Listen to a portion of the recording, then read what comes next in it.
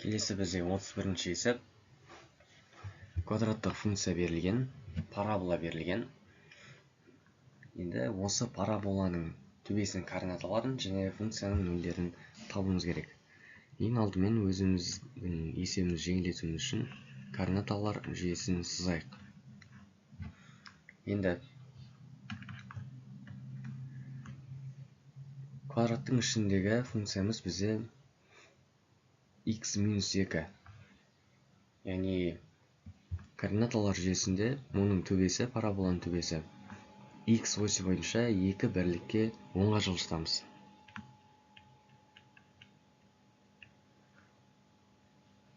Және де келесі бізде бос мүшеміз -1, яғни y оси бойынша 1 бірлікке төмен түсіреміз. Сол кезде біздің параболамыз шығады.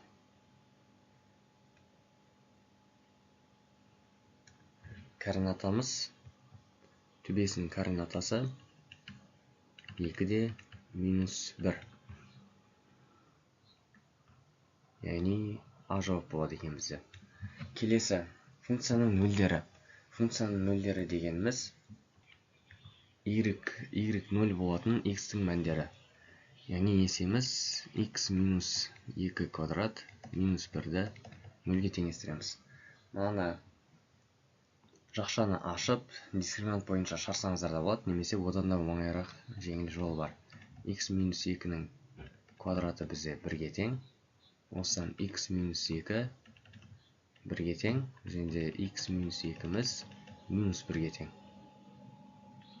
x 3-ге тең, x1-міз, x2-міз 1-ге тең. Ол бізде Б жауабы. Яғни x 1-де және x 3-де y-міз 0 болады екен. Бұл бізде функцияның нөлдері.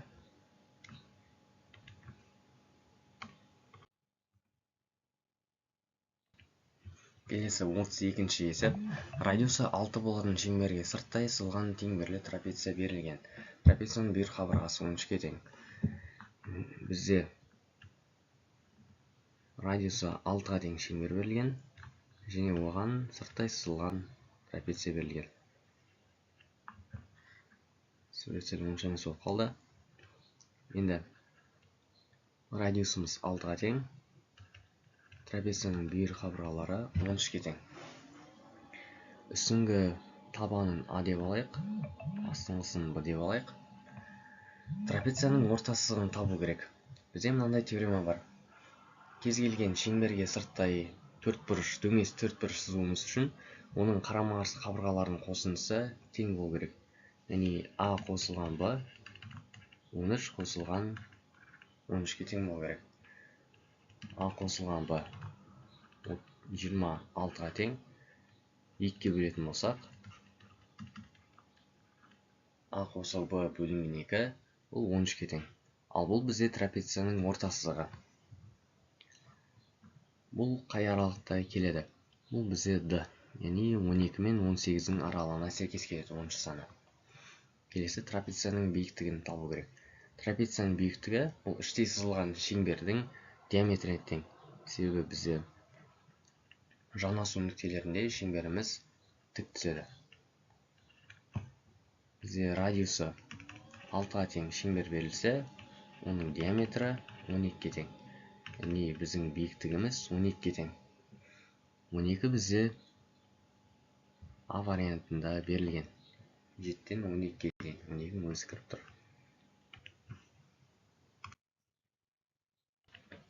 Келесі бізде 33-ші есеп. 2 натурал n және m саны берілген. N саны бізде m санынан үлкен. Олардың қатынасы 3-ге тең. Яғни n бөлінген m 3-ге тең. Неліктен n үстінде тұрады? Себебі бізде n m-нен үлкен екен белгілі. Үлкен санды кіші санға бөлген кезде бізде бірден үлкен сан шығады. Ал квадраттарының қосындысының олардың қосындысына қатынасы. Яғни n квадрат қосылған m квадрат бөлінген n қосылған m 5-ке тең. Бізде осы бір жүйені шешу керек. Мына жерде n бізде 3 m-ге тең. Енді осыны бастапқы өрнекке қоятын болсақ, n квадрат қосылған бізде n-нің орнына 3m-ді қоямыз. Яғни 3m квадрат қосылған m квадрат бөлінген 3m қосылған m 5-ке тең. Квадраттасақ, шақшаны ашатын болсақ, 9m квадрат қосылған m квадрат бөлінген 4m 5-ке тең. Осы жерде 9m квадрат бөлінген 4m 5-ке тең. m мен n қысқарады, 10 мен 4 қысқарады, 2 қалады, 5 қалады. Мына 5-імізбен мына 5-іміз қысқарады. Сол кезде бізде m 2-ні 5-ке көбейтіп алып жіберсек, m бізде 2 болады екен. m 2-ке тең болса, біздің n-іміз 6-ға тең болады. Осыдан n саны жатқан аралық бұл бізде д жауап екен. Ал m саны жатқан аралық, 2-нің аралығы, ол бізде а жауап екен. Келесі 34-ші есеп. Бізде геометриялық прогрессия берілген. 3-ші және 6-ші мүшесін берген. Осы бойынша бізде алғашқы 5 мүшесінің қосындысымен 19 көбейтілген 1-ші мүшесін табу керек екен. Енді біз оның еселігін таба аламыз. Яғни q куб бұл бізде b6 бөлінген b3-ке тең. Кубты біз индекстерін азайту арқылы таптық. Яғни 6-дан 3-ті азайтсақ, бізде 3 қой. Ол бізде 80 бөлінген 10, яғни 8. Осыдан еселігіміз 2-ге тең. Келесі. Біз 3-ші мүшесін, 1-ші мүшесі қалай өрнектейміз? 1-ші мүшесі арқылы b1 қосылған b1 көбейтілген q квадрат арқылы өрнектесек болады. Осыдан 1-ші мүшеміз b1 b3 бөлінген q квадрат. 3-ші мүшеміз 10-ға тең. Оны біз q квадратымыз бізде 4-ке тең. 2-ін бөлетін болсақ, 5 бөлінген 2-ге тең болады екен. Келесі. Алғашқы 5 мүшесінің қосындысы, ол бізде b1 көбейтілген 1 минус q-дің 5 дәрежесі бөлінген 1 минус q формуласы арқылы таба аламыз. 1-ші мүшесі бізде 5 бөлінген 2-ге тең. Көбейтілген 1 азайтылған q-дің 5 дәрежесі, 2-нің 5 дәрежесі бізде 32-ге тең. 1 азайтылған 2. Енді 1-ден 2-ні азайтсақ, минус 1 болады.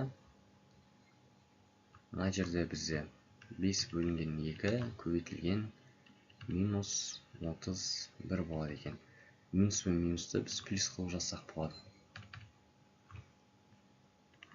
Осы өрнекте шешетін болсақ, бізде 77,5 деген жауап шығады екен. Яғни алғашқы 5 мүшесінің қосындысы бізде д вариантында. Келесі. Екінші бізде 19 көбейтілген b1. Есеміз 19-да b1-ді таптық. Ол бізде 5 бөлінген 2-ге тең. 5 бөлінген 2-ге көбейтеміз. Сол кезде бізде 47,5 деген жауап шығады екен. Яғни С жауабы.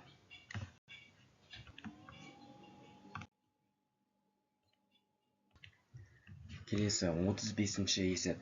Бізге 2 фигура берілген.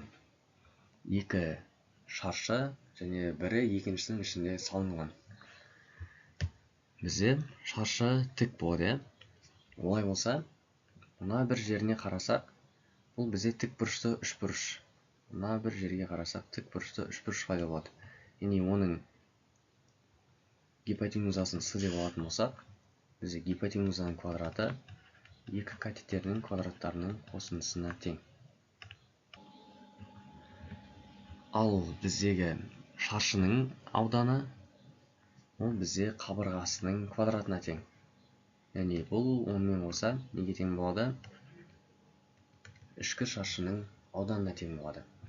яғни квадрат ішіндегі төрт бұрыштың ауданы бұл бізде а квадрат қосылған б квадрат. Яғни мына С жауап болады екен. Келесі, бізде квадрат ішіндегі үшбұрыштар, төрт үшбұрыш бар, және әрқайсысы тік бұрышты үшбұрыш. Тік бұрышты үшбұрыштың ауданы бұл бізде екі катеттерінің көбейтіндісін екіге бөлгенге тең. Ал бұндай бізде төрт үшбұрыш бар. Яғни бұны төртке көбейтеміз. Сол кезде 2/4 қысқарып, 2а көбейтілген b деген жауап болады екен. Яғни біздегі D жауабы.